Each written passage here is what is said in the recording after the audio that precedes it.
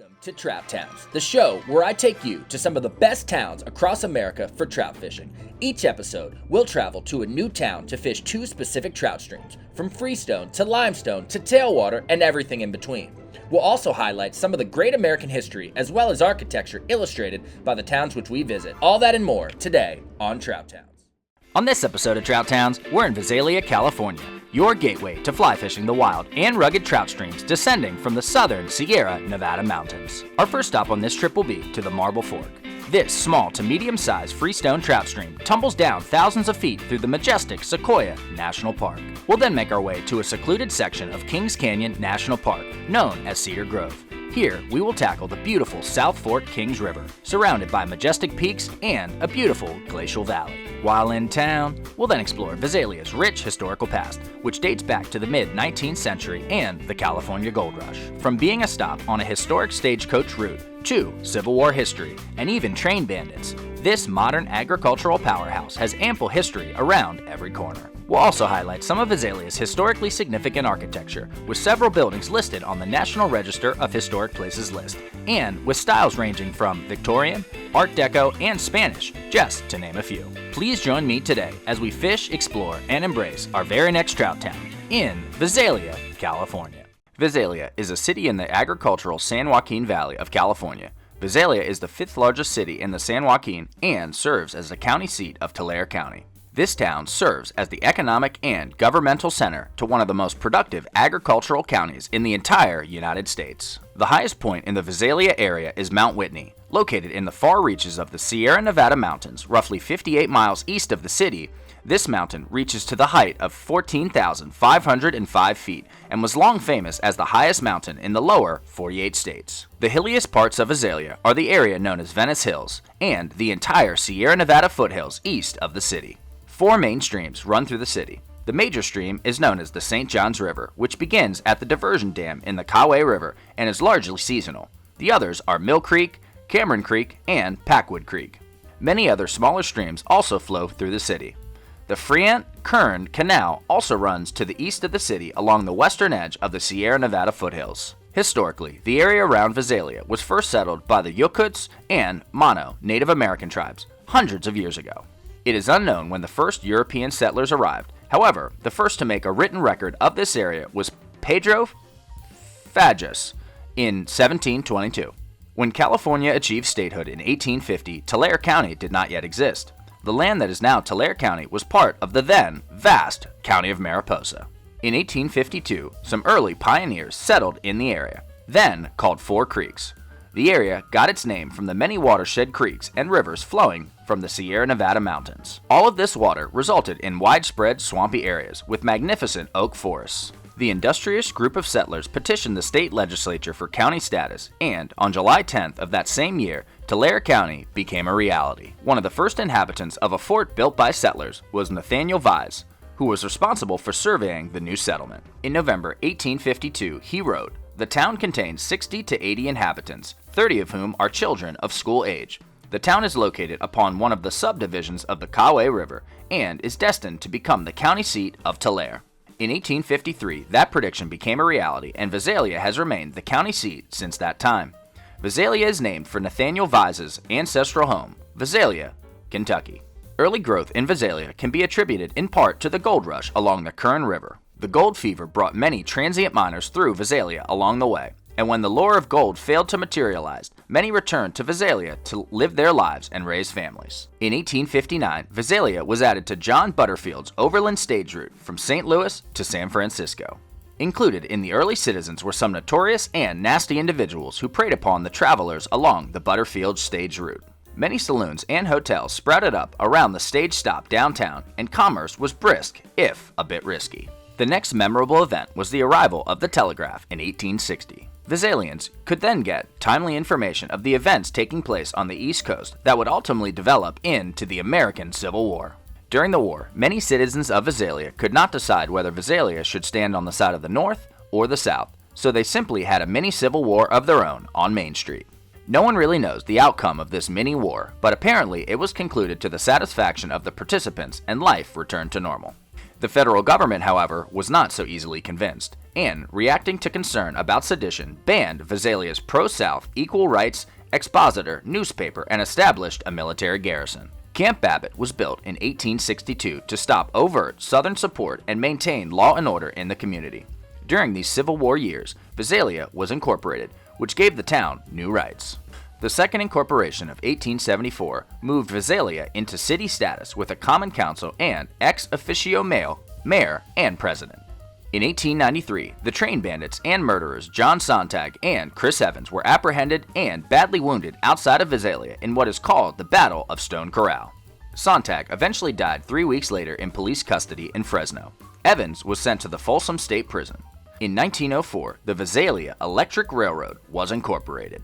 In October 1933, Visalia was the site of a fact-finding committee appointed by the governor, James Rolfe, and charged with investigating labor violence in the San Joaquin cotton strikes.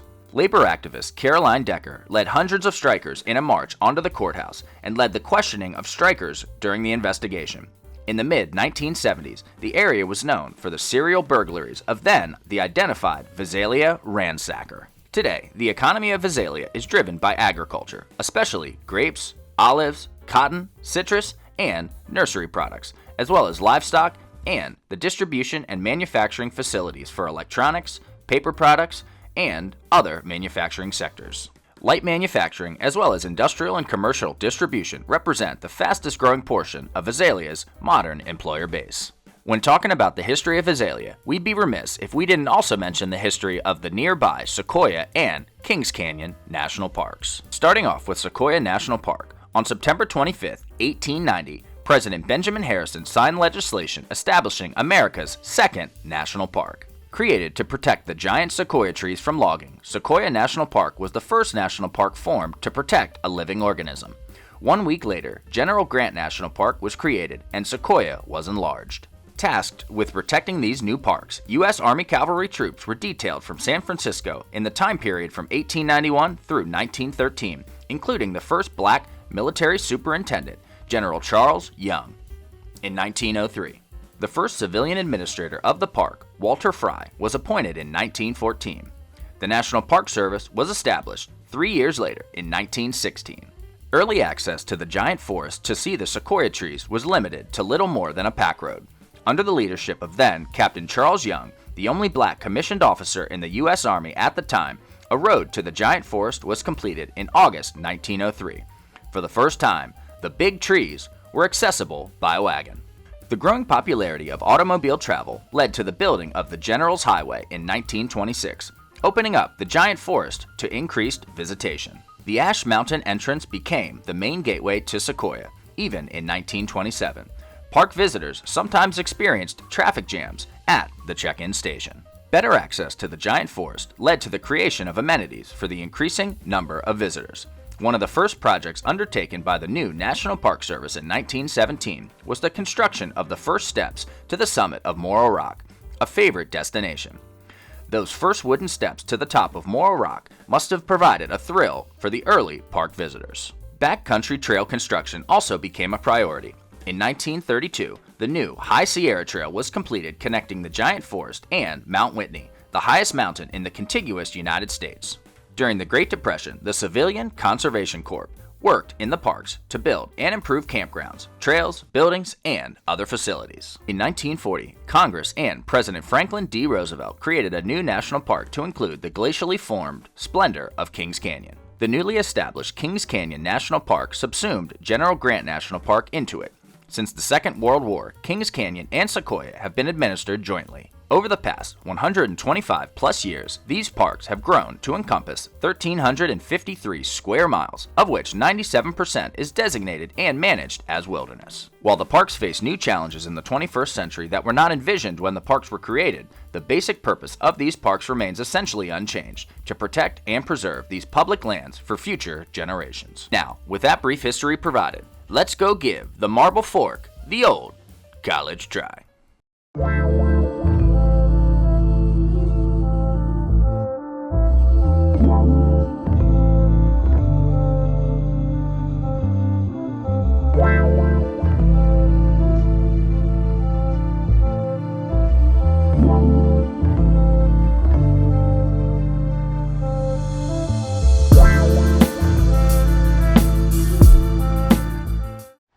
All right, so just about 45-50 minutes outside of Visalia, we are now in beautiful Sequoia National Park. This is a national park, as the name suggests, made famous by the large sequoia trees, different groves throughout the park. Also in Kings Canyon National Park, these are some of the largest trees in the world, definitely the largest by volume. There's a couple that are taller, a couple that are wider, but really impressive stuff. Anyways, right now we're about to do some fly fishing on the, it's spelled K-A-W-E-A-H. I don't know if it's Kauai, if it's Kauai, but we're on the marble branch of that stream. Originally we were going to fish the main stem, but there was a lot of people swimming, a lot of people at all of the main access areas, so we ended up coming to this little tributary, and she looks beautiful. She's running for this time of year pretty well. I'm hoping we can do some dry fly fishing and clean up in here, but we shall see. We're going to start out with a Parachute Adams, so let's just start working up here. This is a beautiful little stream, and let's see what happens.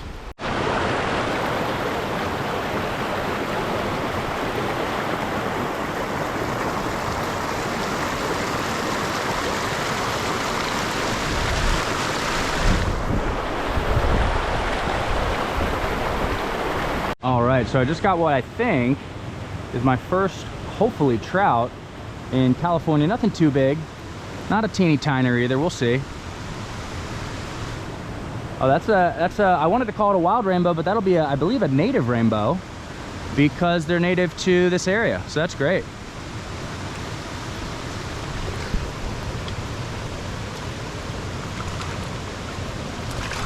Got him. All right, so yeah, that's a solid, probably 8-9 inch native rainbow trout. So let's get the hook out of them, take a look at them. That's great. Pretty feisty, but good size for this relatively small stream. Good size. Let's get them out of here. See you later, bud.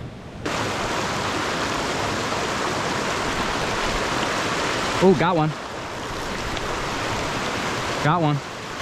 Oh, that's decent too. Wow, that's not bad. That's a good sized fish. About the same as the last one. Another rainbow. Got him. All right, so probably roughly the same size as the last one, a little bit thicker. Beautiful colors on these fish, since they are, again, I believe native wild rainbows.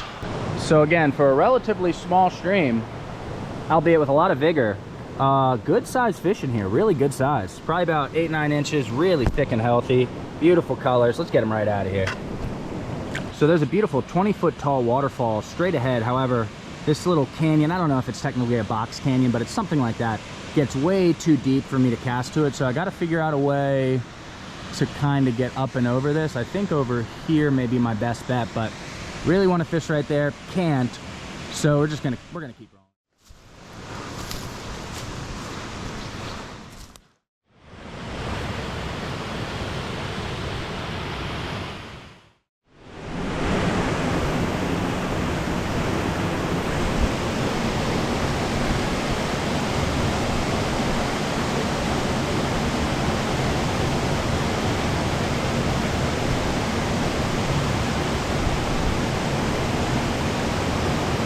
Oh, got one. Oh, good fish, good fish. Feels pretty good.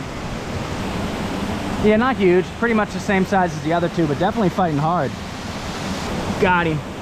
All right, so let's get the hook at him. That's a beautiful fish. Let's get the hook at him, take a look at him. All right, so I don't know if it's the biggest, definitely the prettiest fish of the day. Really great colors on this fish. Let's quick take a look at him here. Beautiful colors, beaut, beaut, beaut. Let's get him right out of here. That's a solid like 10-11 inch fish, and he's out of here.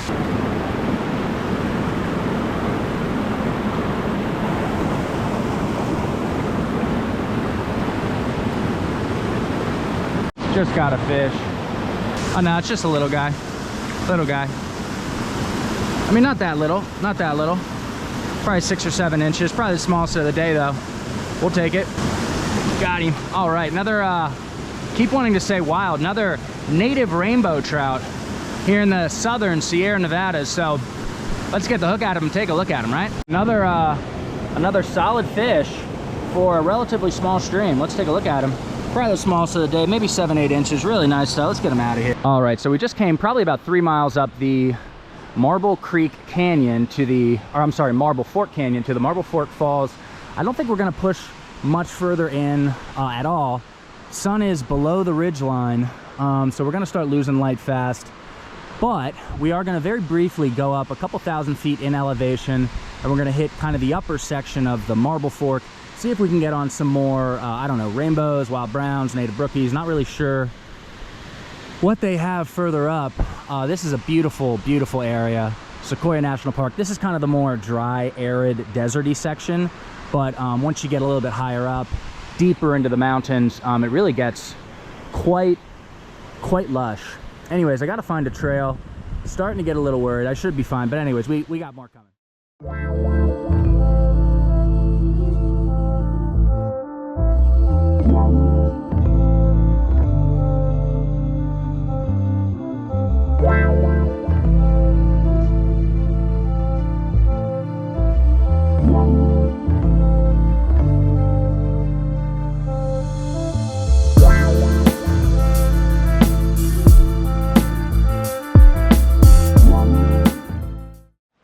So fast forward, we left the lower section of the Marble Fork behind. We came up probably, I don't know, 4,000 feet in elevation. We're now at about 7,000 feet, kind of in the Lodgepole, Waxahachie area. And although up here, because not a lot of the tributaries get to dump in and build up steam, water levels are probably normal for this time of year, late summer, early fall. We're on a tributary of the Marble Fork. It seemed to have, surprisingly enough, a better flow, better conditions. So yeah, we're gonna be fishing this tributary high in elevation, a tributary of the Marble Fork. We're probably just gonna throw out, you know, dries and just kind of see what happens. We have a nice little stretch of maybe a mile to fish until we get to a nice trail that I'm gonna hop on. Anyways, enough talking. If I could pick off just a couple more trout, that'd be really great. So let's start working in and see what happens.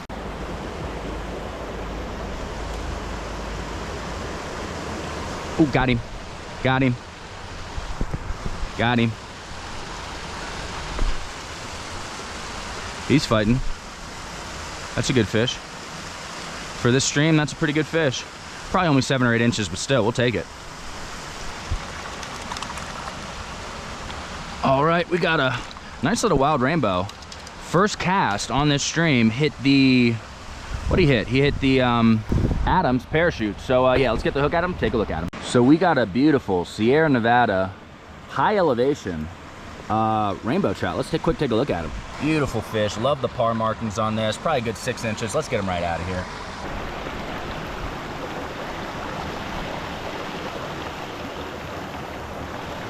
Got him. Little guy. Little guy. We'll take it. We'll take it. Probably about 4 or 5 inches. Nothing crazy. Another rainbow. Another rainbow. Wet in my hands. Let's take a look at this guy. Beautiful colors on these smaller fish. Absolutely beautiful. Let's get the hook out of him. Great little fish. Get out of here, bud. Get out of here.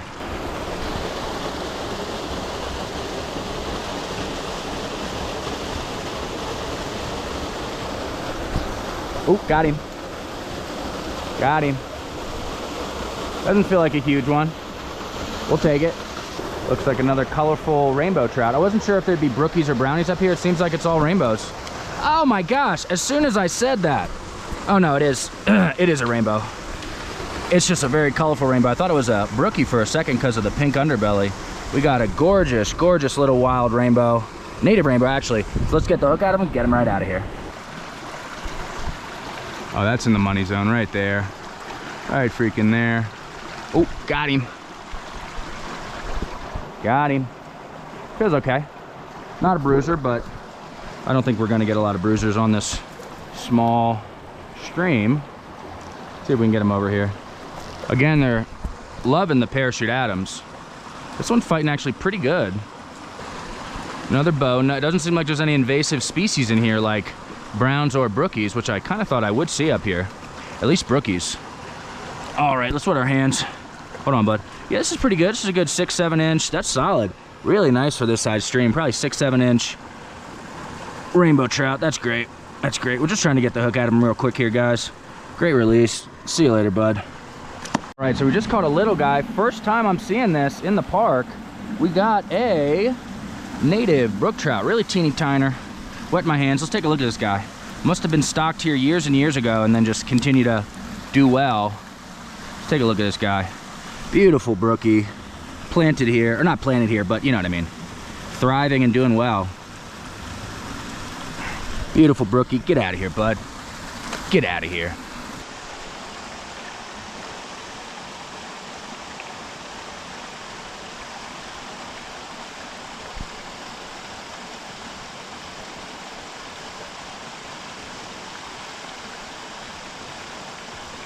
Got him. Got him. Got him. That's a decent one. Wow, that's decent. He's fighting. Oh yeah, that's a good one, dude. That's a good one. Oh, nice. Yeah, so that's probably a solid 9-inch wild rainbow trout, maybe 10. That might be a 10er. So for this relatively small stream, and I'm sure, you know, I'm sure in spring when the water's really gushing from the snowmelt, I'm sure this is a rager, but for how it looks now, this is a quality rainbow trout. Probably, I'd say 9 or 10 inches. This is sick. Let's take a look at him here quick. Beautiful fish, probably solid 9 inches, really healthy, eating really well. Let's get him right out of here. That's sick. All right, so we just got up to this beautiful hiking trail and bridge. I may go a little bit past it, not too much, but we have this enormous hole right here, which we're gonna try to cast out to. Just got a little teeny tiner. Just got a little teeny tiner. That's okay. Let's get him over here. What do we got? That'll be a small wild rainbow trout. We will certainly take it. Wet my hands. Wet my hands. Nice little, it's good to see the different age classes, I always say. But yeah, got the nice par marks on him, I think. Probably 1 or 2 year old, something like that. I don't know. I don't know. Don't ask me. Let's get this little guy right out of here. All right, so naturally as we're pushing upstream, the creek is getting smaller and smaller. I will say there's still tons of trout pretty much everywhere, but we're gonna push in, I don't know, maybe another 100 yards. I'm hoping to get to ideally 1 or 2 more nice sets of riffles or a little hole.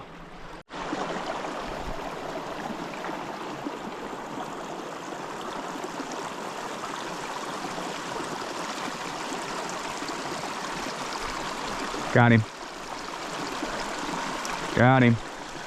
Yeah, even in these little holes, there's decent size fish. This is probably another 5-6 inch wild rainbow. That's great. That's great.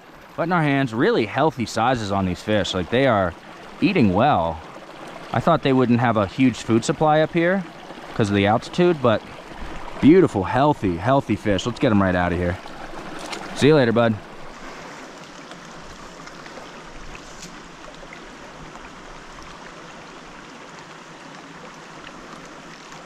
Got one. Let's see what we got here. That will be another rainbow trout. Let's take a look at him here quick. Decent sized fish, probably about 5-6 inches, probably about 5. Nice colors. Love these fish. Get out of here, bud. So we were about to call today on this trib of the Marble Fork. We were in this brushy, tight area, awful casting conditions, and boom, it just turns into this granite canyon with beautiful cascading waterfalls and pools. So we're gonna work up here maybe for 20 minutes, see if we can pick off a couple more, maybe some bigger ones based on the size of these pools, and then we're gonna call it a day. But this is spectacular.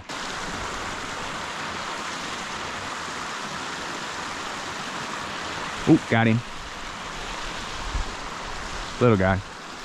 Little guy. We're not gonna even net this one. We're just gonna gingerly get him out of here. Beautiful little, oh, beautiful little brookie. Beautiful little brookie.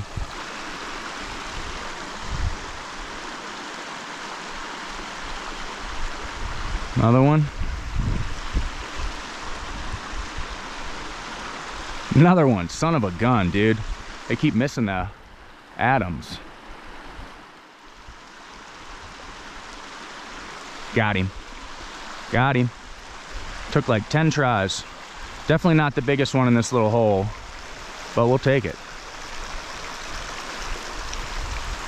Oh, that's actually not bad. Dang. That's actually not bad at all.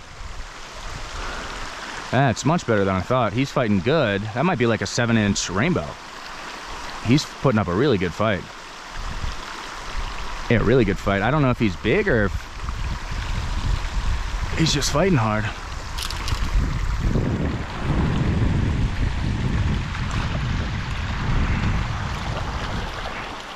Oh my gosh. Hold on. Wow, you're not gonna believe this. Somehow I got two. A brookie hit the fly, and then this rainbow just got into my net. It's so weird.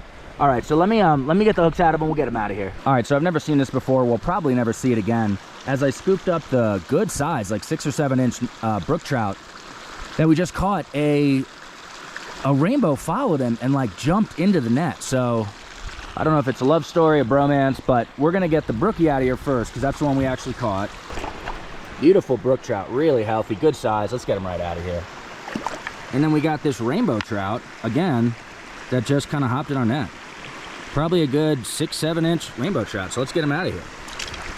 All right, so after catching a brookie and a rainbow together at the same time, really can't top that. I think we're gonna wrap up for today. So we fished the Marble Fork of the Kauai River earlier today. Managed to catch some nice rainbow trout. Came up here to probably, I don't know, 3,000–4,000 feet higher in elevation to this beautiful granite lined canyon and tributary stream. Caught probably, I don't know, 11, 12, 13 fish, mostly rainbows, couple brookies, and one actually was pretty nice. But anyways, I think that's all we got, so let's head back to Visalia. As the oldest Central Valley city south of Stockton, Visalia hosts an impressive collection of historic sites and structures, including 4 that are listed on the National Register of Historic Places. Numerous distinctive architectural styles are present in Visalia, with many concentrated in the city's historic core. Architectural styles include, but are not limited to, Victorian, bungalow, period revival, and Spanish. We'll now highlight just a few of Visalia's most prominent historic architectural gems. First up is the Fox Theater. Construction began on this beautiful Spanish-style structure in April 1929, and it opened to audiences in 1930. Built in the glamorous age of motion pictures, the 6-foot neon-lit clocks on its tower and its bulb-lit marquees beckoned moviegoers to upcoming feature films. Here we have the Bank of Italy building, built in 1922. Historically, the Bank of Italy bought and combined the Bank of Visalia and the Visalia Savings Bank and Trust Company to create the Bank of Italy building.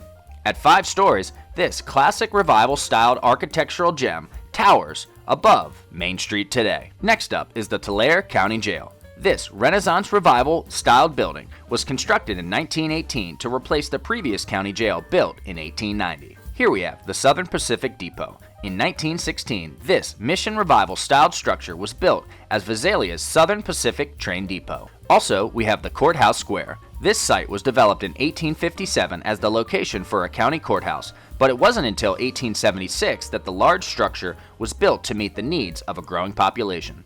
What you see here is the Art Deco-style annex, which was added in 1935.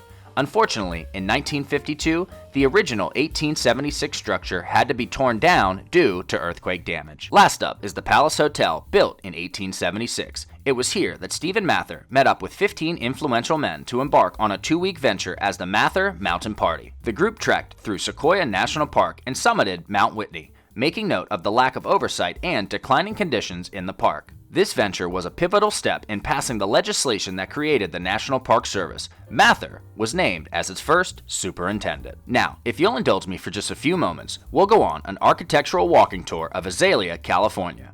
And then, I promise, we'll get back to catching some nice trout.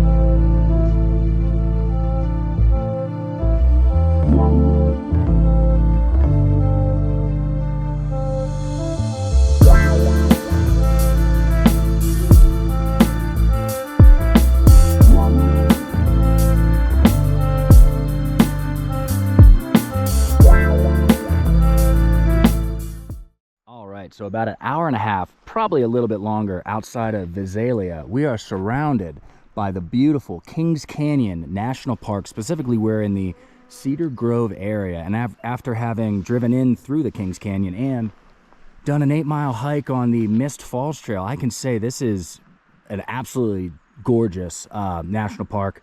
Right now, we are looking at the equally gorgeous South Fork of the Kings River.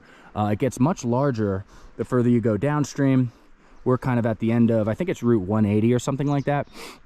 Anyways, we're going to be pushing deeper into Kings Canyon. We may go downstream a little bit to fish as well, but the plan is to nymph, dry fly fish, do a little bit of everything, and see if we can get on some trout. This is a very kind of rugged and remote place, so we're going to be very careful, take our time. I can already see some trout in the water, and yeah, we'll just kind of see what happens. So I've only been on this stream for about less than 5 minutes.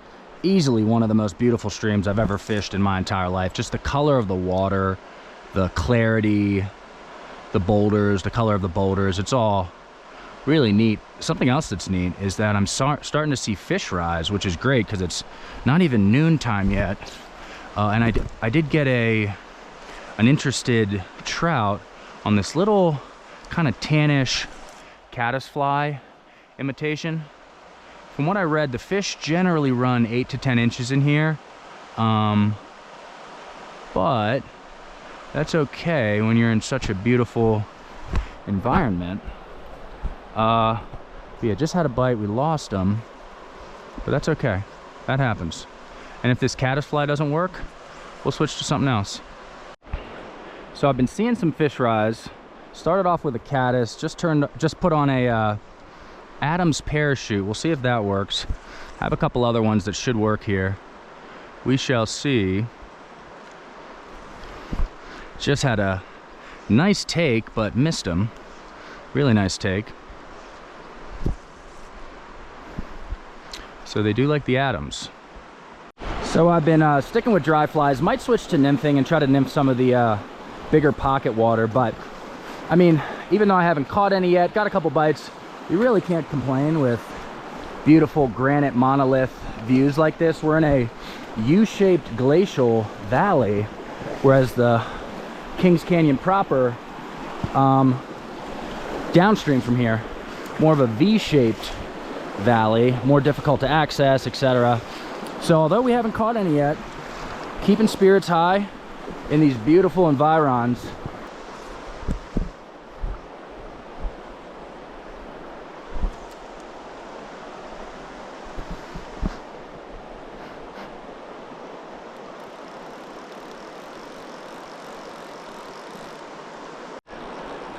All right, so after dry fly fishing all morning, not catching anything, I did just switch to a nymph, and what do you know? We got a beautiful wild rainbow trout. Gorgeous colors, kind of on the small side, maybe 6-7 inches, but we will certainly take it. Hold on, we'll get you out of here. Hold on. Wet my hands. Hands are sopping wet here, guys. Can't tell you how wet my hands are. So you can see, beautiful fish, beautiful fish. Don't know if he's gonna cooperate here. Hit a pheasant tail. Real nice fish, really nice. Let's get him out of here. See you later, bud.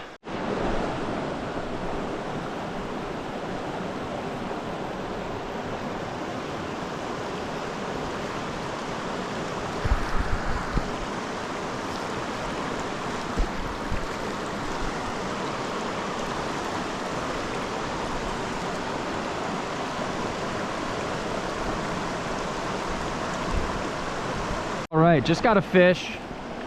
I think it hit a pheasant tail nymph. Doesn't feel too big.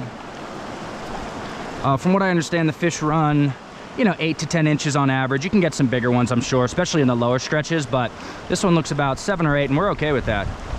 A lot of vigor, and we sure love vigor on this channel. If you're new to the channel, Traveling Trout Co., and by extension, Trout Towns, we love vigor, and I really love catching trout. And landed them, that's great. All right, so we just got a native, first time I'm able to say that really, native rainbow trout. Exquisite colors. Let's get the hook out of them, take a look at them. So compared to the stocked rainbows, which is what we primarily have back in Pennsylvania, there's a few watersheds with wild wild rainbows. I've fished them. These fish look really good, even better than the wild rainbows down in the Smokies, which are pretty prevalent down there as they've been transplanted. Anyways, enough of a trout history lesson. Beautiful, beautiful fish, probably about seven inches. Let's get them out of here.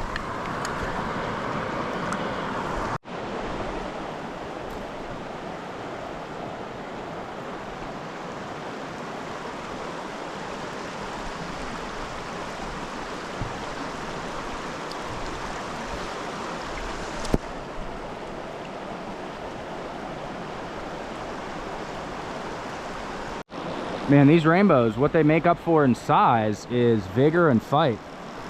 This is probably another cookie cutter 7-8 inch native rainbow, but they fight pretty hard, and we appreciate that. Oh, this one's not bad. This one's not bad. Just a little bigger than the others. Hold on, bud.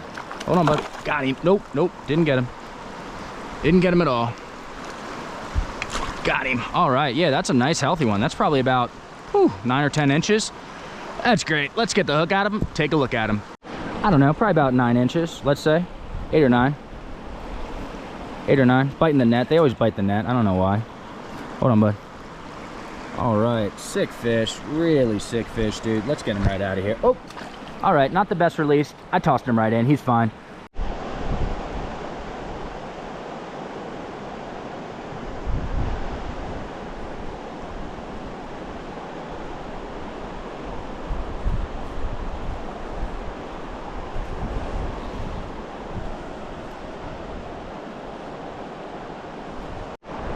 All right, just got a fish. Feels okay. I mean, they all kind of feel okay because they fight so hard, but this one feels pretty good. Trying to force him over here. Not too big, actually, but that's okay. We'll certainly take it. Is that a wild brown town? No, that's not a brown. That can't be a brown. It's probably just a rainbow. We'll take a rainbow, though. Yeah, it's another rainbow. Kind of on the small side, but as always, we will take it here in the high Sierra Nevada mountains. All right, so hit a Prince Nymph.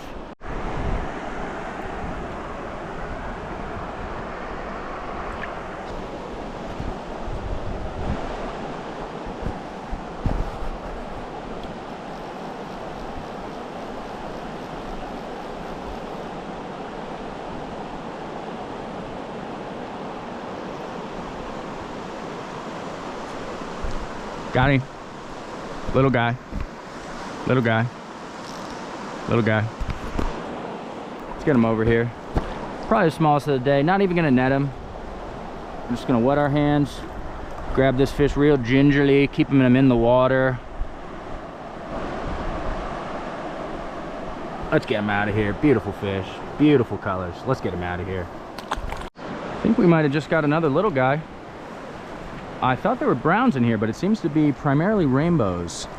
And that's okay. We like rainbows. Yeah, little guy. Little guy, that's okay.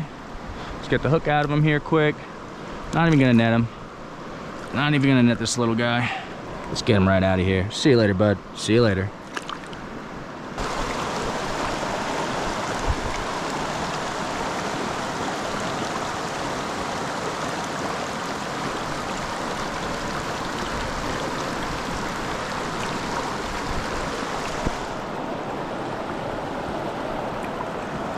Got another fish, all on nymphs. They're loving the, oh, jeepers creepers. I don't know if you guys saw that, but this rainbow trout went airborne. Very cool. Yeah, I really want to throw dries out here because it's so nice. For this time of year, it seems warm to me. Oh, he's running. This is a strong fish. I don't know how big it is. I think it's kind of just like 8 or 9 inches, but really fighting. Putting on the acrobatics. I think we're going to respect this fish enough to net him. Oh, yeah, dude, this is a strong little fish. Oh, that's great. All right, yeah, so we got a nice, probably 6-7 inch rainbow. So let's get the hook at him, take a look at him. All right, another beautiful native rainbow trout. Love seeing it. Beautiful colors, as always. Let's get him right out of here. All right, so we have this big, beautiful pool in front of us. Still throwing out nymphs. And there should be some nice trout in there if we can get down to where they're at. The depth looks pretty deep. Depth looks pretty deep. What am I saying? Oh, fish on. That's not bad. Nice medium-sized rainbow for here. Hold on, bud. Hold on.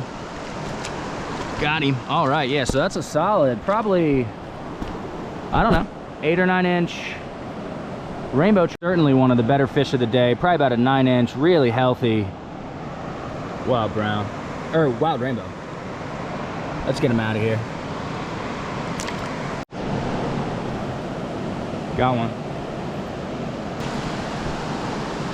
All right, another rainbow. Kind of on the, oh no! Oh my gosh, hold the phone. We got a wild brown town, guys. We got a wild brown town on here. I've been just like itching to say that all day. You have no idea. It's kind of like a catchphrase or whatever, it doesn't matter. Oh no! All right, I promise you, we didn't net him like a scrub. Just had a wild brown, touched him, definitely counts. You didn't see him, but it was a nice, I don't know, 7 inch wild brown. Oh, I knew they were up here. That's great. So we just got on the board with a wild brown. Apologies you didn't see it. Let's keep moving. All right, so in beautiful Kings Canyon National Park, let's quick wrap up for the day. We've been fly fishing the South Fork of the Kings River in and around the Cedar Grove area. Beautiful, beautiful, large-sized trees surrounded by granite monoliths in a U-shaped glacial valley. We're about to drive back through the canyon area. And anyways, we managed to catch, I think, I don't know, 9, 10, 11 fish. Mostly rainbows, one wild brown. I had a great time out here. I mean, the Southern Sierra, Nevada mountains, the national parks. First time here, but really wonderful impression. Can't say enough good things about the quality of the water, but I think that's all we got from this stream. From all of us here at Trout Towns, and by all of us, I sadly just mean myself, we'd like to thank you for watching today's episode. If you have any other trout towns you'd like me to visit, please drop me a comment in the comments section of this video. Also, if you enjoyed this video and would like to see me visit other trout towns across this great country, please consider subscribing to the Traveling Trout Co channel to give my life meaning. Also, go ahead and tap that like button. Just give it a tap.